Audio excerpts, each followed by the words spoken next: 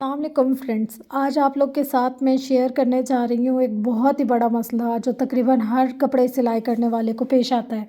यहाँ पर हमारे पास है एक नेक, यानी कि जैसे एम्ब्रॉयडर्ड गले होते हैं, पैचेस होते हैं अलग अलग, उसी तरीके से।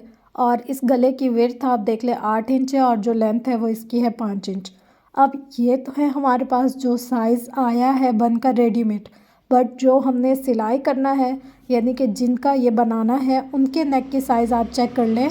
ये वो साइज़ है जो हमने तैयार करना है और जो पहले साइज़ आया था वो बना हुआ है। तो यहाँ पर देखिए हमारे पास चौड़ाई है 6 इंच और लंबाई है तकरीबन 4.5 से 4 इंच। अब हम इसको किस तरीके से मैनेज करें? अगर आपके पास ये डिज़ाइन आए तो आप इसको किस तरीके से सेट करेंगे? मैं आप लोगों के साथ अपना एक तरीका शेयर कर रही हूँ, अगर आप लोगों के काम आए तो मेरे लिए ये बहुत बड़ी बात होगी।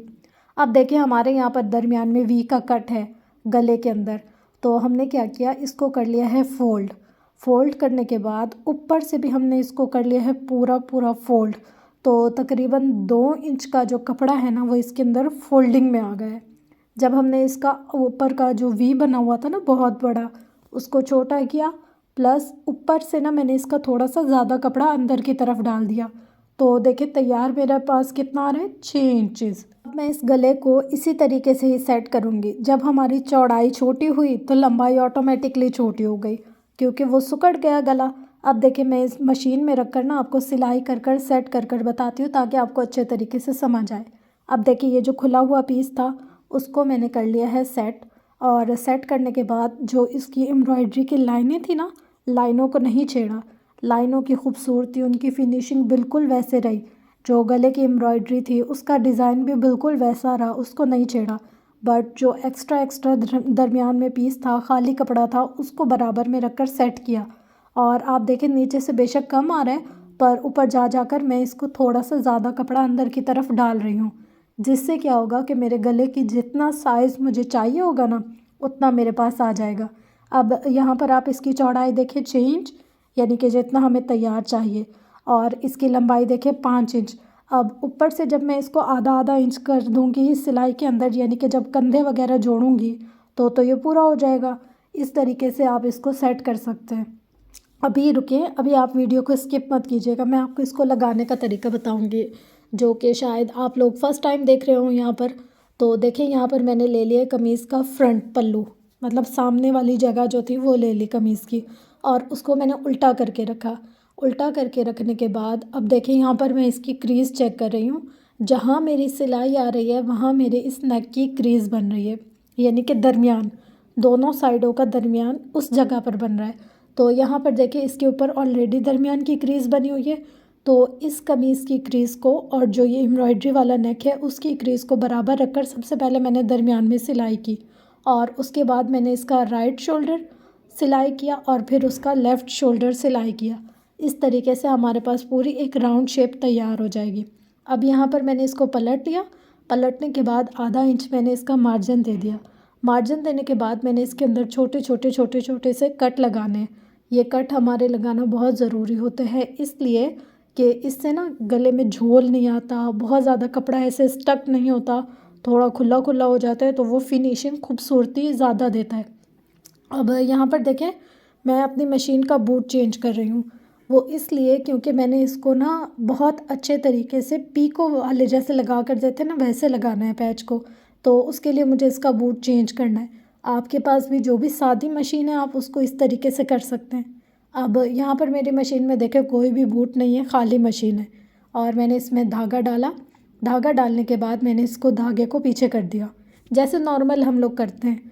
अब यहाँ पर देखें मैंने अपनी उंगलियों की मदद से ग्रिप दी है कपड़े पे, यानी कि 2 उंगलियाँ रखी और कपड़े को अच्छे से खींचा। अगर आप इस कपड़े को खींचेंगे नहीं आपकी सिलाई नहीं होगी।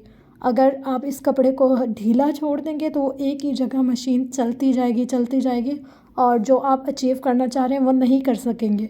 तो यहाँ पर देखें मैं इसको हाथ से खींचती जा रही हूँ, आगे पीछे जहाँ जहाँ मुझे पैच लगाना है, जहाँ जहाँ इसको सेट करना है, वहाँ वहाँ मैं इसको सेट कर कर कर सिलाई करती जा रही हूँ।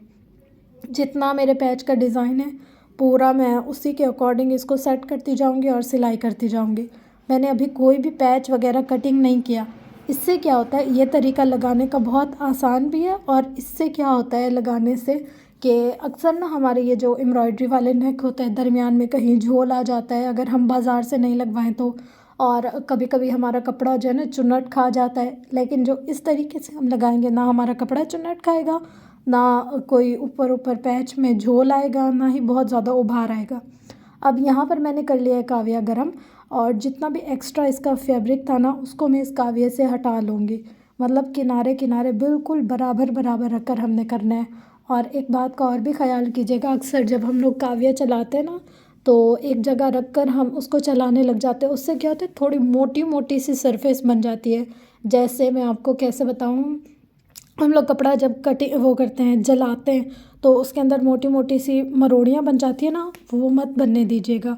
स्मूथली से एक जगह रख कर आपने इसको सेट कर दें और फिर चलाते जाना है, फटाफट से इसको आगे आगे आगे आगे करते जाना है। अगर आपने इसके अंदर मरोड़ियाँ बनने दी या एक जगह कपड़े को सिकुड़ने दिया तो ये ना चुभेगा, बाद में बहुत ज़्यादा चुभन होती है। ये जो हम लोग अगर इसकी एहतियात नहीं करेंगे और फिर बाद में हम इसको चेक करेंगे तो हमें ये जहाँ जहाँ हमारा हाथ लगेगा वहाँ वहाँ हमारी रैश हो जाएगी, वहाँ वहाँ हमें जलाएगा, मतलब चुभा खराश आ जाएगी। तो इसको ना ऐसे आराम आराम से आपने चलाते जाना है, स्टक नहीं करना किसी एक जगह। तो आप लोग मुझे बताइएगा आपको ये तरीका कैसा लगा। मैंने जो जो आपको समझाया आप इसकी फ़ाइनल लुक भी देख लें।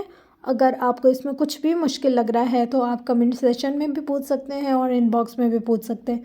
मैं दोनों जगह कोशिश करूँगी कि आपको अच्छे तरीके से गाइड कर सकूँ। अगर मेरी तरफ से किसी एक बंदे को भी कुछ भी अच्छा सीखने और समझने को मिलता है तो मेरे लिए ये बहुत है। तो इंशाल्लाह मिलते हैं नेक्स्ट वीडियो में।